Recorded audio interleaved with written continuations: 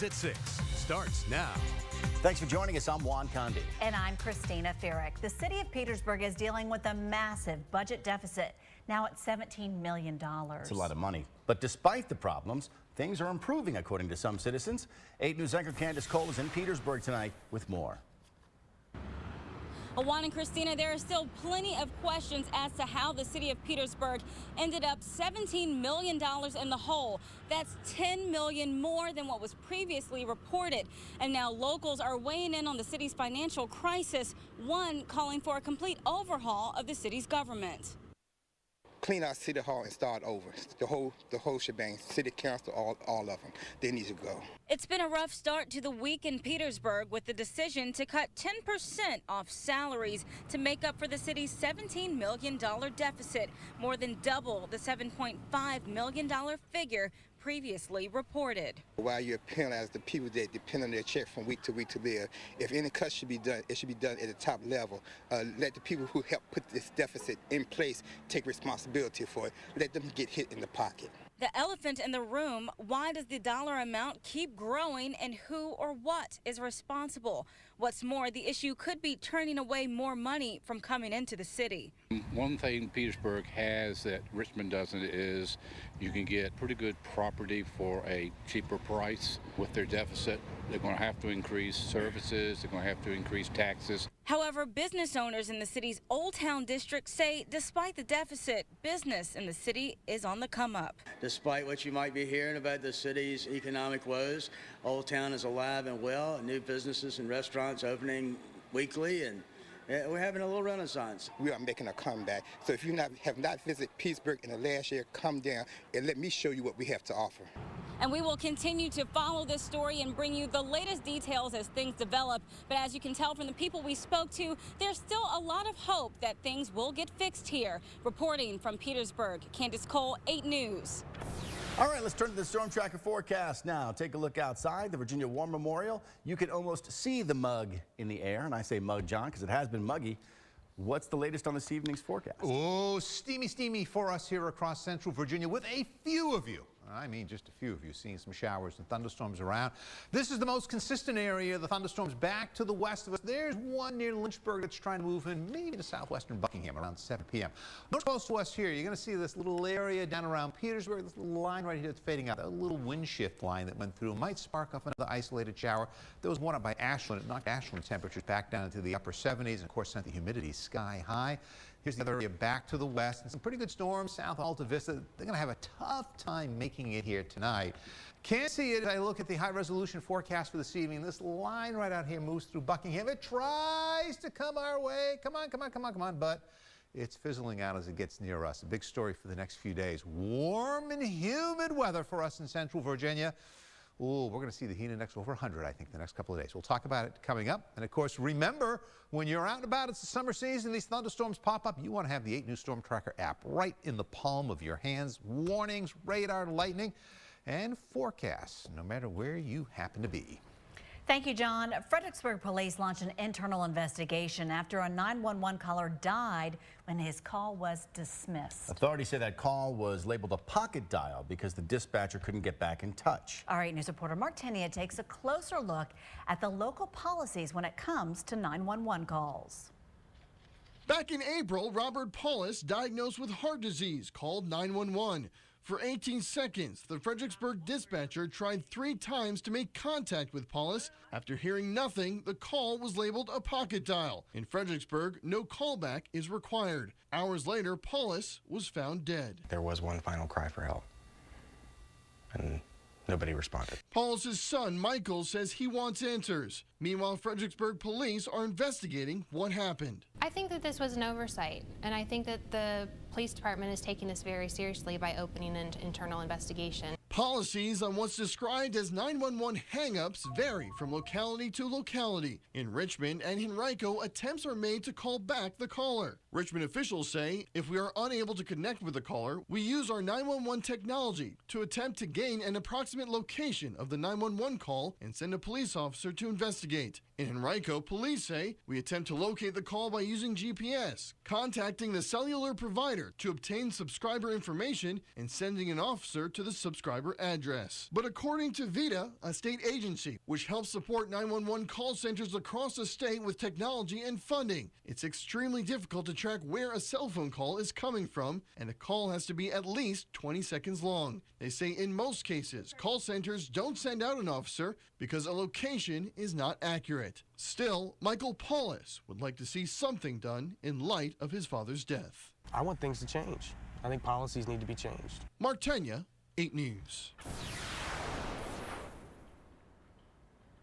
This is our chance to lead and build a new model for a community, for a city, for our country. That's the mayor of Dallas speaking before President Obama. He traveled to Dallas to comfort a community reeling from last week's sniper attack that killed 5 police officers. It's the 11th time President Obama has traveled to a community after a mass shooting. Today, he delivered an emotional speech at a memorial service for those 5 slain officers. Former President George W. Bush also spoke. We have lost so much. We are grief-stricken, heartbroken, and forever grateful. President Obama also met with the families of the slain officers, offering support and gratitude for their service. Here in Virginia, the NAACP is promoting unity through prayer and open discussion about last week's shootings. Police and city leaders who attended this vigil agreed that harmony and understanding will be key to tackling problems of violence. The vigil was held at Bethel AME Church. We need to have people to be able to come up and share their feelings. So having a prayer vigil kind of set the tone of that we care and that we want some results.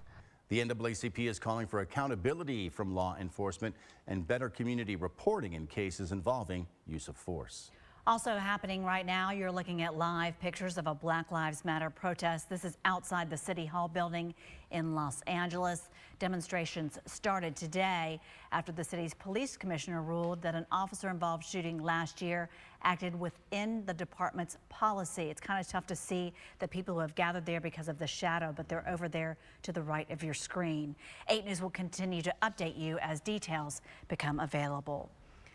Here at home, in response to recent police-involved shootings, there is a Black Lives Matter march planned for this weekend in Richmond. It's Saturday, July 16th at 3 p.m. in Monroe Park. The group will be marching 2 miles to Maury Street Park. And 8 News is following the very latest on the Dallas attack and the police shootings.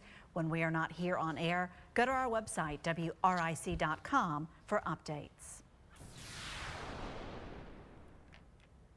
She will be the Democratic nominee for president.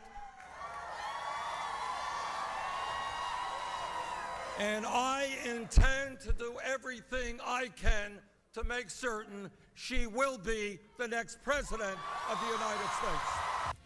That's Vermont Senator Bernie Sanders endorsing Hillary Clinton. Analysts say Sanders proved a stronger challenger than Clinton expected this year, rallying young Democrats with calls for progressive ideals. Clinton's campaign calls Sanders' support a potent weapon against their GOP rival, Donald Trump. Supreme Court Justice Ruth Bader Ginsburg is under a bit of fire this evening for comments she made about Donald Trump. She told the New York Times, quote, "I can't imagine what the country would be with Donald Trump as our president," end quote. Critics wonder whether that's appropriate for a sitting justice and whether Bader Ginsburg may be forced to recuse herself if election issues reach the high court. Ginsburg is 83 years old. Remember, for everything Vote 2016 this year, go to WRIC.com. Just look under the Election 2016 tab. One Henrico man's death is the inspiration for a new documentary series putting a face on the heroin and opioid epidemic that is growing all across the country. 8 News anchor Amy Lacey has the story. He was a goofball. I mean, he made people laugh. He loved sports. He loved to eat. He was all about good food.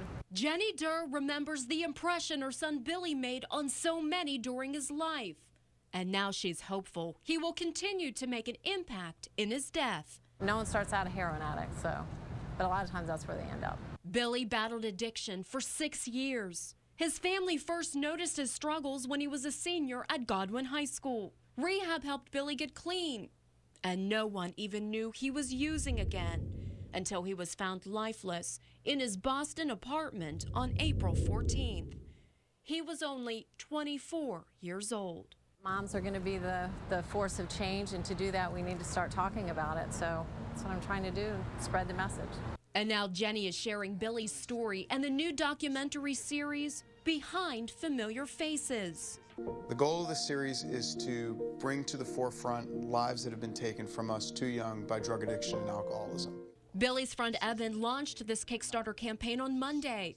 His production company that will honor these lost lives more than doubled the goal in the first 24 hours. My husband and I last night sat looking at the results coming in, just, blown away.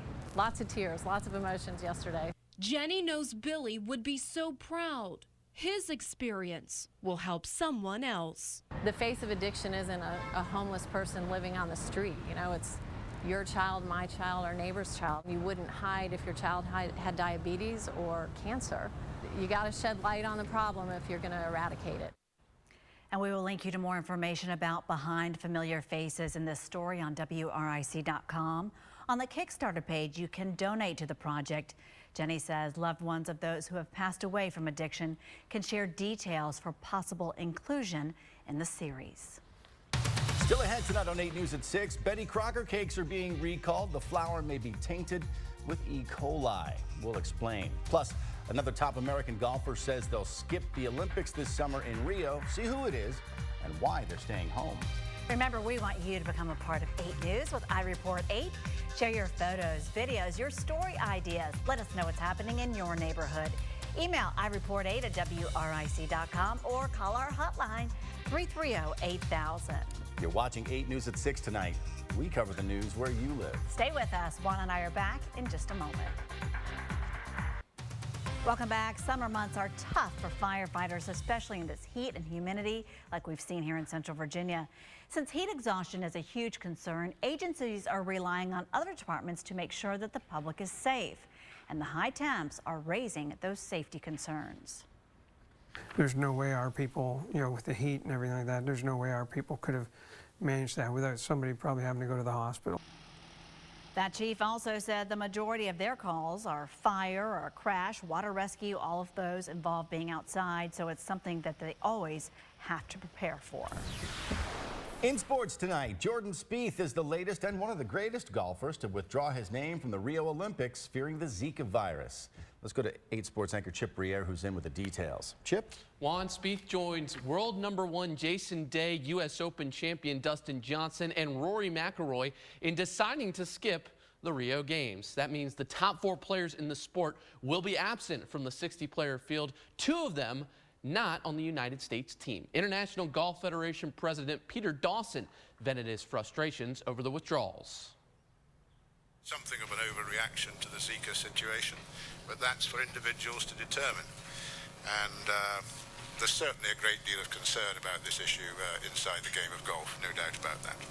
The golfers now join a growing list of U.S. athletes that have dropped from the games over fears of the Zika virus. That includes NBA stars Russell Westbrook, Chris Paul, and James Harden.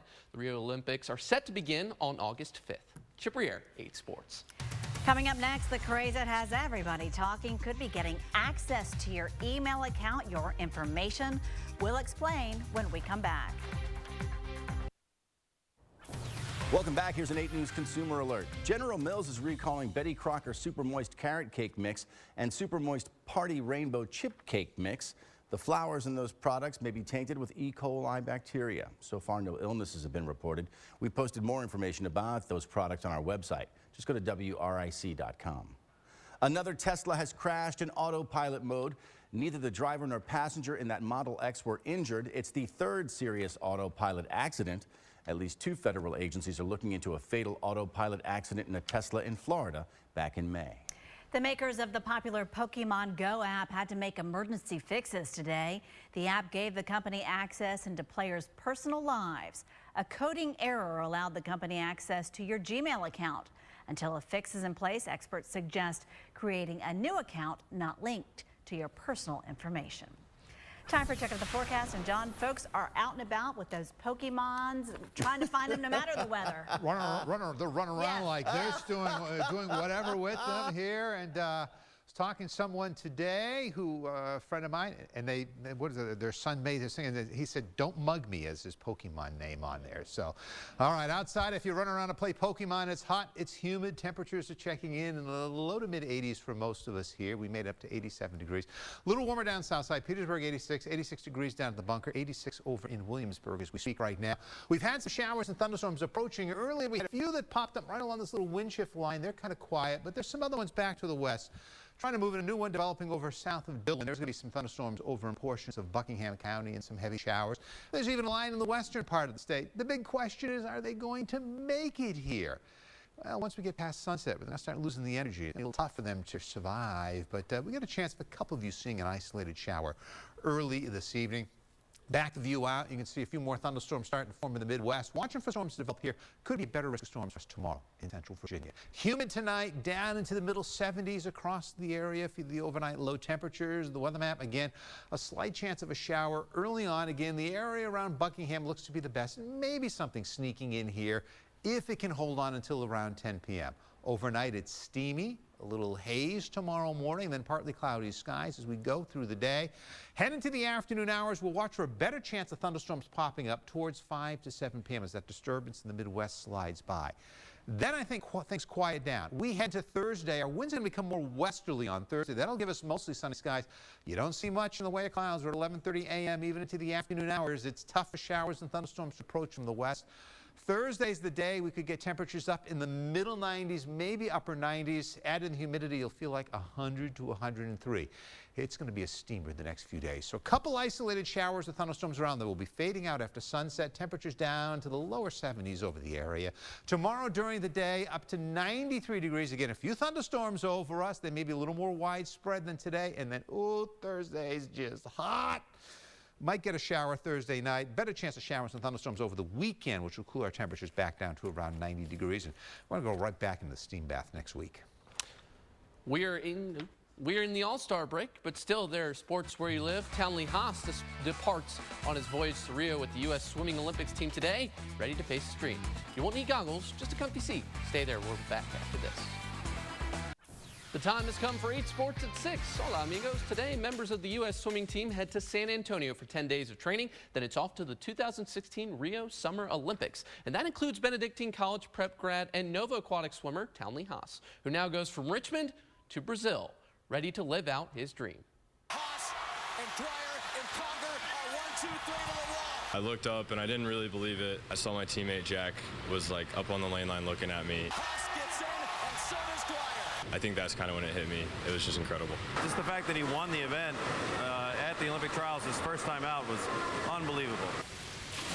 Townley Haas is embarking on the journey of a lifetime. My life's going to change a little bit. Competing in a Summer Olympics for the United States swimming team, worlds away. You could be next to an American, or like you could be next to someone from South Africa or someone from Australia. You just kind of never know who's there. The Benedictine grad is the first from Nova Aquatics to qualify for Olympic swimming. It's pretty cool. We've had some great people come through this program with Jeff and all the other coaches. I know they're behind me, supporting me with everything they can. What's up, guys?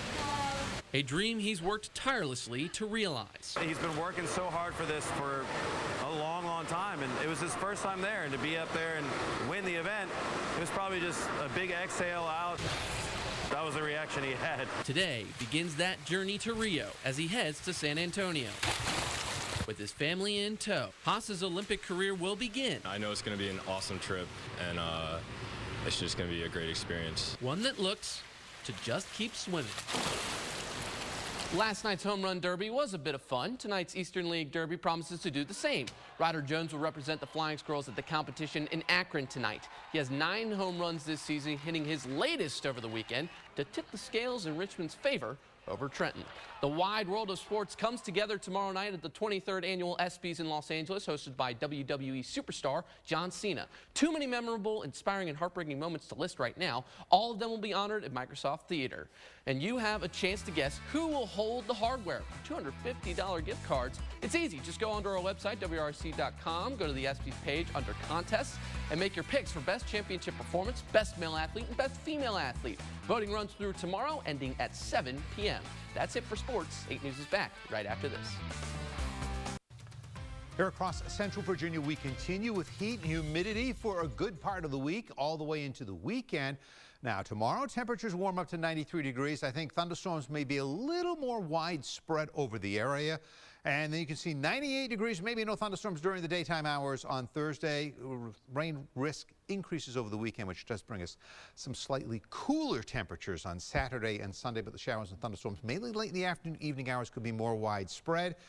Next week, I see some signs that once we get past Wednesday, we may be dry, but we may be very hot across the area. We'll see how that plays out. All right, everybody who complained about the cool spring, the wet spring, ta-da! Here you go. Here you go. The Richmond opposite. summer in effect.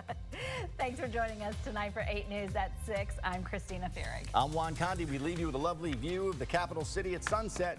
We're back at 11. See you then.